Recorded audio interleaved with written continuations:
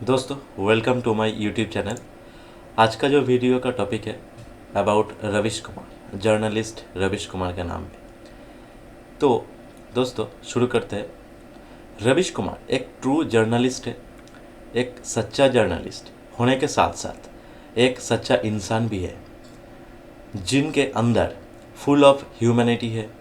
एक जर्नलिस्ट तभी सही काम कर सकता है जब उनके अंदर गरीब लोग, दूसरा आदमी, सोसाइटी, देश के लिए प्यार है, सोच है, इमोशन है और सबका साथ सबका विकास ये चाहता है।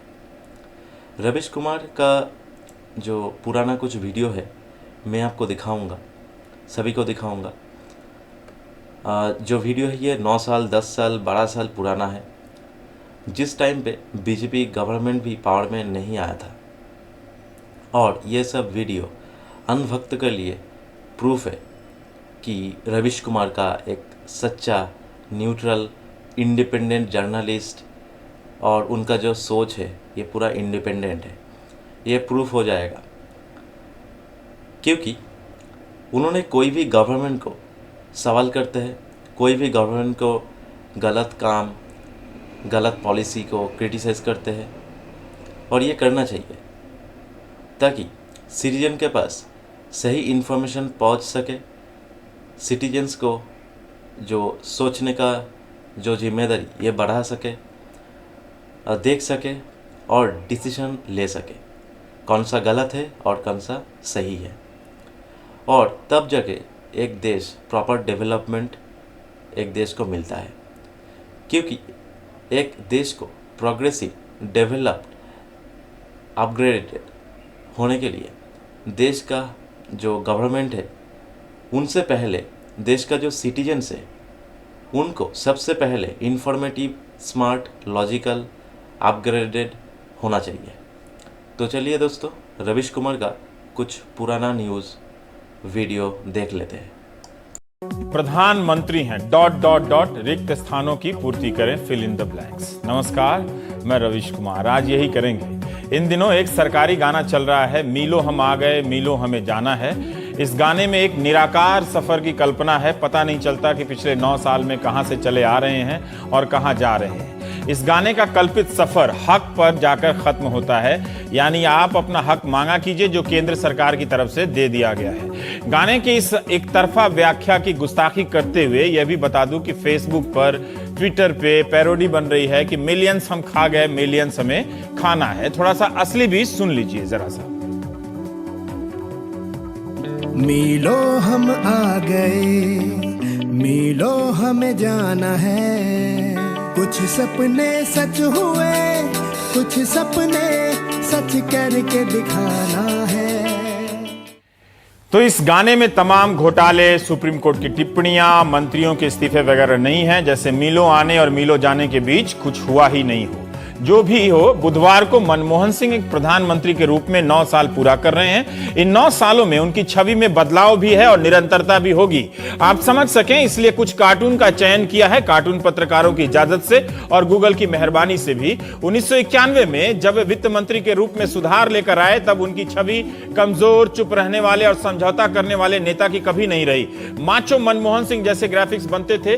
2004 में प्रधानमंत्री बनने से लेकर 2008 तक सोनिया गांधी के रिमोट के रूप में देखे गए। विपक्ष ने कमजोर प्रधानमंत्री का नारा बुलंद किया, मगर 2008 में न्यूक्लियर डील पर विश्वास मत जीतने वाले मनमोहन सिंह रातों रात सिंह इज किंग बन गए। विश्वास मत के बाद वो बाहर आते हैं और 2 उंगलियों को उठाकर विजयी मुद्रा का प्रदर्शन करते हैं। 2009 के चुनावों तक उनकी ये छवि किसी न किसी रूप में चलती ही रही, मगर लेकिन 2G घोटाले के बाद मनमोहन सिंह समझौतावादी और गठबंधन के दबाव में काम करने वाले प्रधानमंत्री के रूप में देखे जाने लगे। यहां तक फिर भी उनकी व्यक्तिगत ईमानदारी पर सवाल नहीं होता था, मगर कोयला खदान घोटाले की जांच की फाइल के प्रकरण के बाद से उस पर भी सवाल होने लगे हैं। इन सब के बीच बजट सत्र में मनमोहन सिंह लोकसभा में उठते हैं और लाल कृष्ण आडवाणी की तरफ देखते हुए कहते हैं कि मुझे मेमना कहा गया था, लेकिन 2009 में जनता ने लौह पुरुष को हराया। इससे पहले अगस्त 2012 में संसद परिषद में एक शेर पढ़कर चले जाते हैं कि हजारों जवाबों से अच्छी है मेरी खामोशी, न जाने कितने सवालों की आबरू रख ली। मालूम ही नहीं चला कि चुप रहकर उन्होंने किसकी और किस लिए आबरू रख ली। उनकी साख पर तमाम हमले होते रहे और वे सवाल करने वाले की आबरू की चिंता करते रहे। ऐसे दरिया दिल नेता कम ही होते हैं। इन्हीं मनमोहन सिंह से इस मार्च में डरबन से लौटते वक्त जब पत्रकारों ने पूछा कि तीसरी बार प्रधानमंत्री बनेंगे, तो जवाब आता है कि जब नौबत आएगी तो देखेंगे। अंग्रेजी में जो बोला था उसका मतलब यही था कि जब पुल के पास पहुंचेंगे तो पार भी कर लेंगे। तो उसको सबको खटका कि क्या मनमोहन सिंह को सत्ता में रहने की कला आ गई है, सीधे सीधे उन्हें अपनी अब कुर्सी ज्यादा प्यारी लगने लगी है। लेकिन इस सवाल से मुझे निजी तौर पर दिक्कत है। पिछले 9 साल में कब लगा कि मनमोहन सिंह प्रधानमंत्री की कुर्सी पर किसी वैराग्य भाव से बैठे हुए हैं। तहलका पत्रिका में शुमा चौधरी के लेख में उनके पूर्व सलाहकार संजय बारू का बयान है कि भ्रष्टाचार के इन आरोपों के बीच उन्हें सोनिया गांधी के पास जाकर कहना चाहिए था कि मैं ऐसी सरकार नहीं चला सकता, लेकिन उन्होंने ऐसा नहीं किया। 9 साल तक ऐसी तमाम छवियों के बीच मनमोहन सिंह की अपनी स्थिति में कोई बदलाव नहीं होता है। राजनीति सत्ता के लिए होती है और कोई व्यक्ति 9 साल तक सत्ता में निष्कंटक बना रहे तो उसकी सियासी तारीफ में एक लाइन भी नहीं। वर्तमान उनका इतना निर्मम क्यों है? तहलका के कार्टूनिस्ट सुदीप चौधरी का ये कार्टून मुझे दिलचस्प लगा जो आपको दिखाना चाहते हैं। और कार्टूनिस्ट से हमने पूछा भी तो बताया कि इस कार्टून में वो खुद को बचा रहे हैं। कैंची से वो तार ही काट देते हैं जो उन तक पहुंचने वाली होती है। आप इस बनारस की जब भी बात होती है, हम सब बनारस को एक टूरिस्ट गाइड की निगाह से देखने लगते हैं, चाहे हम बनारस में हों या हम बनारस में ना हो। क्या नाम हुआ गांव का आपका? कटारी। अच्छा, किस तरह का लोग रहते हैं, कौन समाज के यहाँ पे? यहाँ तो हर जात के लोग हैं। हर जात के लोग हैं। थोड़ा हट के उधर मौर्या लोग हैं, आगे ठाकुर लोग हैं, इधर लोग हैं। अच्छा, इस साइड में पांडे लोग हैं, यादव लोग, इस साइड में पांडे लोग हैं। अच्छा, ये पूरा गांव में पूरा एकदम साइड है जात के हिसाब से? नहीं, इधर पांडे, इधर यादव, उधर ठाकुर, थोड़ा इधर मौर्या, आइए दलित। काका कोई क्या टाइम बदला है? इतना लोग कहता है काफी टाइम हो गया है, इंडिया चेंज कर गया है, हैं? बहुत भारत बदल गया है। हाँ, पहले से तो बहुत बदली गई है। पर जो जिस बनारस लोग करता है उसमें है आप लोग नहीं मतलब ऐसे नियम से तो है, लेकिन उस बनारस के फोटो में आप लोगों का फोटो नहीं है। नहीं, वो विकास नहीं है, वो अथवा नहीं है। देख रहे हो ना गांव का कैसा दशा है। लेकिन सारा लोग ध्यान बनारस के शहर पे ही देता। गांव में वोट कम है क्या बनारस का? नहीं, ज्यादा पड़ेगा लगभग। हैं? वोट तो ज्यादा ही पड़ेगा ना। आप लोग जाती हैं गंगा घाट पे रोज? नहीं। जमाना क्या बदला जरा बताइए ना, थोड़ा जाने के क्या जमाना बदला पहले और अब में?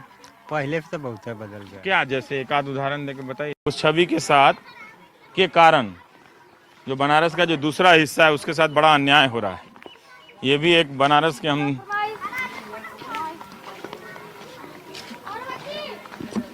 बिजली बत्ती तो नहीं है आपके घर में कुछ भी है? वोट दीजिएगा इस बार? तो बोलते नहीं कि हम आए थे, हमको लगा कि सारा बनारस घाट पे मिलता है, गंगा जी के किनारे। नहीं, वो अखबार में या टीवी में यही फोटो छपता रहता है उसका कि मोदी जी चुनाव लड़ रहे हैं ना, अरविंद केजरीवाल और कौन मौर्या जी और अजय राय पर लेट कर भी जा सकते हैं। कितना अजीब। दिल्ली होती तो डिबेट होता कि ये लाइफ रिस्क में डाल रहे हैं। बिहार में यही लाइफ है। आप 16% जीडीपी वाले बिहार में दावा है कि यहाँ पिछले 5 साल में 23,000 किलोमीटर सड़कें बनकर संवर गई हैं। जहाँ सड़कें टूटती थीं वहाँ बनने लगी। 2005 के चुनाव में जब बिहार आने का मौका मिला था तब ऐसी सड़कें बिल्कुल नहीं थी। पटना से दरभंगा आने में 12 घंटे लग गए थे। हफ्ते हफ्ते भर तक गाड़ियां सड़कों पर टूटी पड़ी हुई थीं और जाम भयंकर लगे हुए थे। लेकिन अब स्वर्णिम चतुर्भुज योजना के तहत इन सड़कों की रफ्तार काफी तेज हो गई है। हालांकि ये सड़क अभी भी बन रही है, मगर गनीमत है कि आप अब पटना से दरभंगा 3 से 4 घंटे के भीतर पहुंच जाते हैं। आप देख रहे हैं कि किस तरह से गाड़ियां दंदनाती हुई यहां से निकल रही हैं। सड़कों की यह तारीफ ट्रैक्टर और गड्ढे से टकराते हुए निकल रही सूमो पर लागू नहीं होती और ना ही अपनी गठरी लिए जा रहे काका की साइकिल पर। हर अच्छी सड़क के बाद एक बुरी सड़क आ जाती है। इस जेवीसी मशीन को देखकर भरोसा होता है कि बन जाएगी सड़क एक ना एक दिन।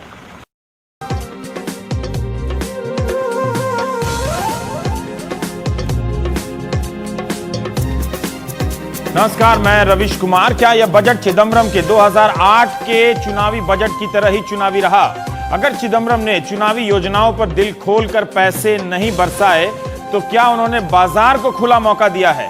जो बजट पेश हुआ है उसमें 2014 की तैयारी कितनी है और 2013 की मजबूरियां कितनी? पहले इसमें से आप 10,000 करोड़ रुपए अगर आप खाद्य सुरक्षा बिल के लिए निकाल लें तो यह राशि 80,000 करोड़ पर आ जाती है। यानी खाद्य सब्सिडी बिल में सिर्फ 5,000 करोड़ रुपए की वृद्धि बल्कि कमी हो जाती है। यानी इसका असर गरीबों पर पड़ेगा। सरकार जब सब्सिडी नहीं देगी तो महंगाई के वक्त, मुद्रास्फीति के वक्त आप निहत्थे हो जाएंगे।